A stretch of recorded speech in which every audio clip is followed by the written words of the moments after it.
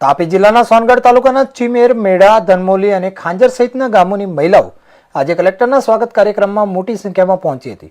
પ્રધાનમંત્રી આવાસ યોજનાનો લાભ મેળવવાની માંગ સાથે આવેલી મહિલાઓએ મીડિયા સમક્ષ પોતાની વ્યથા વ્યક્ત કરી હતી।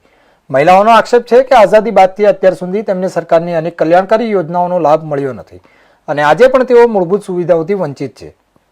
ત્યારે મહિલાઓએ વધુમાં આક્ષેપ કર્યો હતો કે કેટલાક વિસ્તારોમાં માત્ર ધર્માંતરિત ખ્રિસ્તી પરિવારોને જ આવાસ યોજનાનો લાભ આપવામાં આવી રહ્યો છે, જ્યારે અન્ય પાત્ર પરિવારોને અવગણના કરવામાં આવી રહ્યા છે। તલાટી અને સરપંચોની મનમાનીના કારણે પણ અનેક લાભાર્થીઓ યોજનાઓથી વંચિત રહી રહ્યા હોવાનો આરોપ લગાવવામાં આવ્યો હતો। કલેક્ટર સમક્ષ રજૂઆત કરવા પહોંચેલી મહિલાઓને આવાસ યોજના અંગે માર્ગદર્શન આપવામાં આવ્યું હતું। જોકે મહિલાઓએ વિવિધ યોજનાઓનો લાભ સુનિશ્ચિત કરવા અને તેમની સમસ્યાઓના કાયમી ઉકેલ માટે માંગ ઉઠાવી હતી। મારું નામ કિરણભાઈ ગામિત છે અને આજરોજ જિલ્લા સ્વાગત કાર્યક્રમ તારીખ 22/6/2026ના રોજ સમગ્ર જિલ્લામાં આજે સરકાર દ્વારા જિલ્લા સ્વાગત કાર્યક્રમનું આયોજન કરવામાં આવ્યું હતું।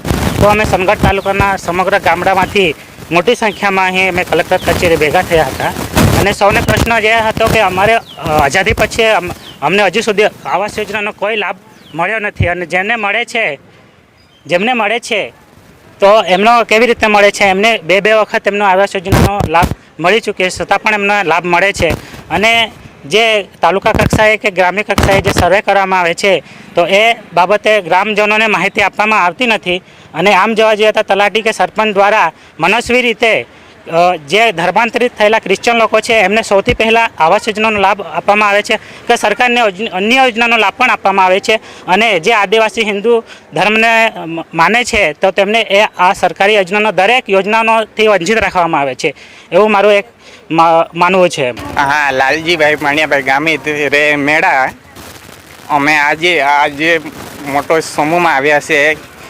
પ્રધાનમંત્રી આવાસ યોજના આજ સુધી જે બહેનો આવ્યા છે એ લોકોને તલાટી કે સરપંચ શ્રી દ્વારા કંઈ જ માહિતી આપવામાં આવી નથી ને જે કંઈ લાભ મળતો હોય જે આગેવાન ગામના હોય કે ગમે તે થોડાક ચલકવાળા હોય એ લોકોને જ મળે છે। જે ગરીબ છે આજ હજુ સુધી કંઈને આવાસનું કંઈ યોજના કોઈ સહાય મળી નથી, એટલે આજે રજૂઆત કરવા માટે અમે કલેક્ટરશ્રીને આવ્યા છે।